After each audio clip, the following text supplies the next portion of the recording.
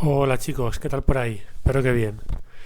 Bueno, y vamos a empezar el primer vídeo de la unidad 17. También estrenamos bloque, el bloque 11, la dictadura franquista. La dictadura es muy larga, ¿verdad? Porque son casi 40 años de dictadura. Y muchas de las cosas de la dictadura las hemos visto ya cuando hemos hablado del bando nacional durante la guerra civil. Así que algunas cosas serán redundantes, otras serán nuevas. Hoy, por ejemplo, vamos a ver cosas que ya suponíais o que ya hemos visto de alguna manera, que son los fundamentos ideológicos. Antes, quiero que veáis la bandera franquista.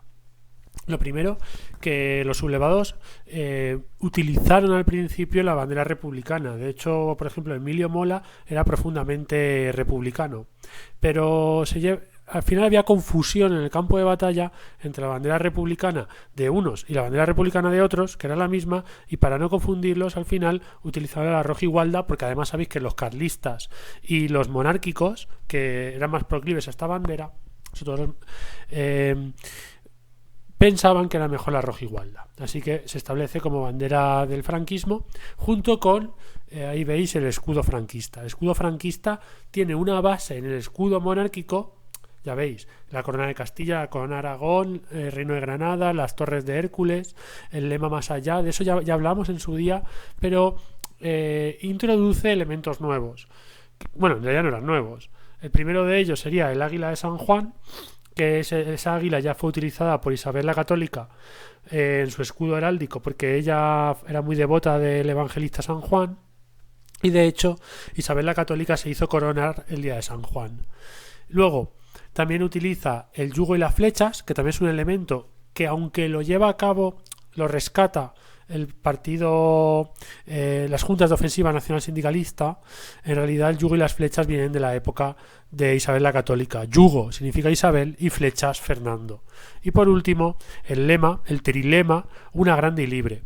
Una significa indivisible, grande significa imperial y libre sin influencias extranjeras. Bueno, vamos a ver hoy las familias del régimen. La primera de ellas sería el falangismo. Ya sabéis que Franco no tiene una ideología clara, se apoyan los falangistas, que era un partido muy minoritario, pero que apoyaba fervientemente al régimen. Hace la unión de partidos, quedando el partido único, ya lo vimos en su día, y los falangistas se va a apoyar sobre todo en ellos en la primera etapa, sobre todo hasta la caída de las potencias del eje. Es cuando el régimen de Franco es lo más fascistizado posible.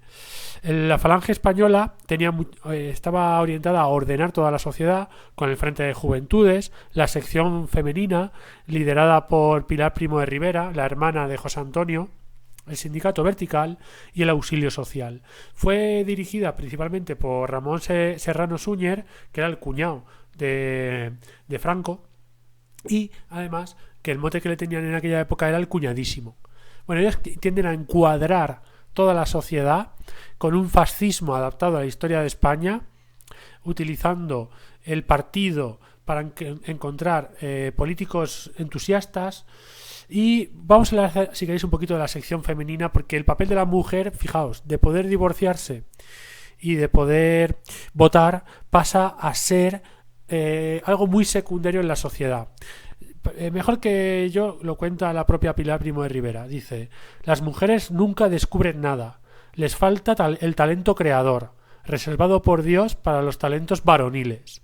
Nosotras no podemos hacer nada más que interpretar lo que los hombres nos dan hecho. Y luego, por ejemplo, ahí el libro Formación del Espíritu Nacional, la función de la mujer es servir. Cuando Dios hizo primero al hombre, pensó que estuviera solo, que no era bueno que estuviera solo, y por eso la primera idea de Dios fue el hombre. Luego pensó en la mujer, que era un complemento. Bueno, pues este es el papel que va a tener la mujer en el franquismo. Un complemento, va a ser una mujer evidentemente pues ama de casa, un complemento al hombre, un sujeto no independiente, no podía decidir por sí misma prácticamente nada, y básicamente una persona sin voluntad. Pasaba a pertenecer a los padres, mejor dicho al padre, y cuando se casaba pasaba a pertenecer al marido, no como pertenencia, como una esclava, pero sí como alguien en perpetua minoría de edad. Así es como trata régimen franquista a la mujer. Como veis, es un papel de ser un papel más protagonista durante la Segunda República a un papel muy secundario durante el franquismo. Y además, la mujer de hoy ha cambiado mucho, España ha cambiado mucho, obviamente, pero al final somos herederos de todo este sistema.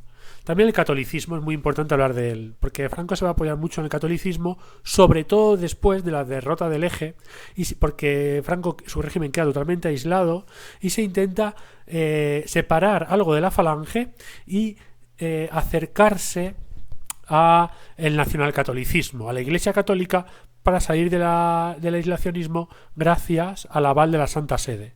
Para eso utilizó sobre todo la Asociación Católica Nacional de Propagandistas, que era una asociación privada de la cual saldrán muchísimos ministros y que hoy buscaba propagar la fe, apostolar y dirigir la sociedad. Por ejemplo, destaca Ángel Herrera Oria, que pues era, digamos, fue ministro y demás. Tenéis que tener en cuenta que la Iglesia ya tenía una muy mala relación con la Segunda República, pues por todo aquello que vimos de la ley del divorcio, etcétera, y que durante la primera etapa de la Guerra Civil en la zona republicana la Iglesia sufrió muchísima persecución. Mataron innumerables personajes de la Iglesia, porque es que además era una víctima fácil. El clero no se defiende militarmente y además claramente identificable por su vestimenta y todo el mundo, y además conocidos en la sociedad. Entonces es una víctima muy fácil. A lo largo de la Guerra Civil se queman más de 20.000 establecimientos religiosos. Ahora la Iglesia va a ser omnipotente y omnipresente, va a estar muy cercana a la educación. Va a haber muchísimos colegios católicos. Hoy vivimos también ese proceso. A ver, en España sigue habiendo muchos colegios católicos debido a que fueron protagonistas durante la dictadura franquista. A lo largo del tema vamos a ver muchos elementos que perviven en la actualidad, porque al final el franquismo es la etapa histórica inmediatamente anterior. ¿Vale? Al final, lo que vamos a ver también es el concepto que se llama de ultramontanismo, que básicamente la Iglesia establece los criterios con los que el Estado dirige la sociedad. Son criterios religiosos, criterios católicos. La moral cristiana se impone, digamos, en la sociedad desde el Estado, ¿vale? Así que va a ser muchas veces muy difícil de separar la Iglesia del Estado franquista, al menos hasta el Concilio Vaticano II, que es cuando le empiezan a dar la espalda, la Iglesia empieza a darle la espalda al régimen.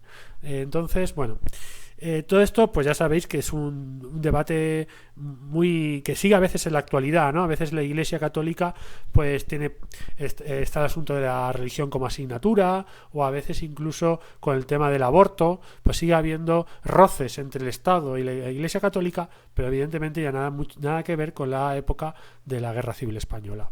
Otro de los elementos que tenemos que ver como ideológicos es el militarismo. Al final Franco es un militar. Franco no sabía nada de política. De hecho, siempre le decía a sus ministros: no hagáis, haced como yo, que nunca me meto en política. Y estuvo 40 años dirigiendo el país, porque Franco, ahí donde lo veis, tenía su sentido del humor también. Y Franco tiene un origen militar. Entonces es un militar africanista, pero supo moverse en este ámbito. Lo primero que hizo fue relevar, alejar sobre todo a los militares africanistas que le podían hacer sombra, y rodearse de nuevos militares en los que depositó su confianza. Franco era una persona que era muy difícil que te diera su confianza. Yo creo que de toda la historia del franquismo, el único militar en el cual él sí confió plenamente fue Carrero Blanco. De hecho, Carrero Blanco sustituyó en la presidencia del gobierno a Franco en 1973. Pues ya Franco estaba ahí bastante mayor y con una salud bastante delicada, ¿vale? Bueno, los militares van a ser protagonistas, ¿vale? Ahí lo veis, 40 de los 114 ministros de Franco fueron militares a lo largo de todo el franquismo, ¿vale? Hablamos de 114 ministros a lo largo de todo el franquismo. Además, esto se completa con la Policía Armada y la Guardia Civil, que sabéis que son cuerpos militares también al servicio del franquismo, ¿de acuerdo? Luego, el centralismo. Va a haber una relación entre el nacionalismo, el centralismo y la dictadura, ¿vale? Entonces, Franco no va a ceder como pensó que había cedido la República a las peticiones de los regionalismos periféricos. Lo que va a hacer es centralizarlo todo en Madrid. No va a haber ninguna institución política descentralizada, no va a haber ninguna comunidad autónoma y de hecho va a prohibir las lenguas vernáculas, va a prohibir utilizar el euskera, el catalán y el gallego en público, ¿vale? Así que una España unida, ¿vale? Y ahí lo veis, esa unidad, como he dicho antes, en el trilema no es casual, ¿vale? Hace referencia a los trilemas, siempre hace referencia a la Santísima Trinidad, donde ese trilema tenemos un país indivisible, unido, haciendo caso omiso a la historia regional de España, a la unión de reinos, grande, haciendo referencia al imperio español. Tenéis que tener en cuenta que todos los regímenes dictatoriales siempre se basan en un pasado esplendoroso. ¿Cuándo fue el pasado más esplendoroso de la historia de España? Pues ya lo sabéis, la época de Carlos I, ¿verdad? Cuando España crea un gran imperio mundial y libre, sin injerencias extranjeras, sobre todo sin injerencias extranjeras de origen marxista, de origen comunista, porque él va a ser el baluarte del anticomunismo. Y también otro fundamento ideológico sería el nacionalsindicalismo. Ya hablamos del sindicato vertical, por el cual patronos y obreros van a estar metidos en el mismo sindicato, que en el fondo lo que hacen es eliminar la lucha de clases e imponer a los patronos sobre los obreros, ¿de acuerdo? Eso es muy habitual en todos los regímenes, digamos, totalitarios de la época. Buscan eliminar la lucha de clases y crear un estado corporativo.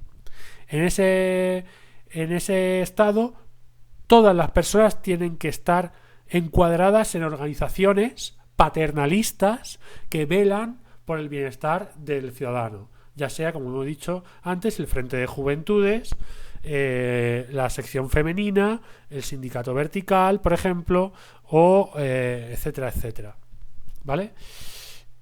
De todas maneras, aunque haya una especie de socialismo de Estado, este Estado paternal que cuida de la persona, cuida del ciudadano, se va a imponer también un régimen capitalista, porque al final Franco no está en contra del capitalismo y va a proteger a los grandes empresarios, ¿vale? Tenéis que tener en cuenta, por tanto, que tenemos aquí unas ideologías basadas en el anticomunismo, antiliberalismo, antiparlamentarismo, autoritarismo y un nacionalismo a ultranza, ¿vale? Nos quedaría por ver lo que se llamó en aquel momento la democracia orgánica. ¿Qué quiere decir esto? Que la democracia, que él estaba en contra de la democracia porque hemos dicho que era antiparlamentario, no se va a entender como una democracia individual, donde el individuo vota o el individuo es elegido, el individuo es representante. La democracia orgánica se basa en órganos, en instituciones en los que queda encuadrado el individuo, perdiendo la individualidad a favor de la sociedad. Por ejemplo, el elemento básico ya no es el individuo, es la familia, ¿vale?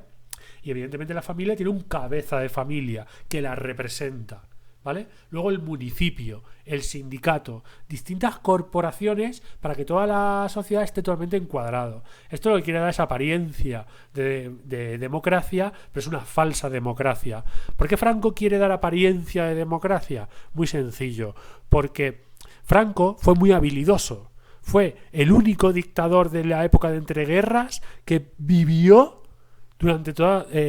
para contarlo, o sea, estuvo hasta que se murió de viejo y gobernando el país, y para eso hace falta ser muy habilidoso. Él se relaciona mucho con Hitler y con Mussolini, y el Estado parece un Estado cuasi fascista hasta que Hitler y Mussolini pierden la Segunda Guerra Mundial. Luego empieza a dar apariencia de sistema democrático. Iremos hablando poco a poco de todo esto.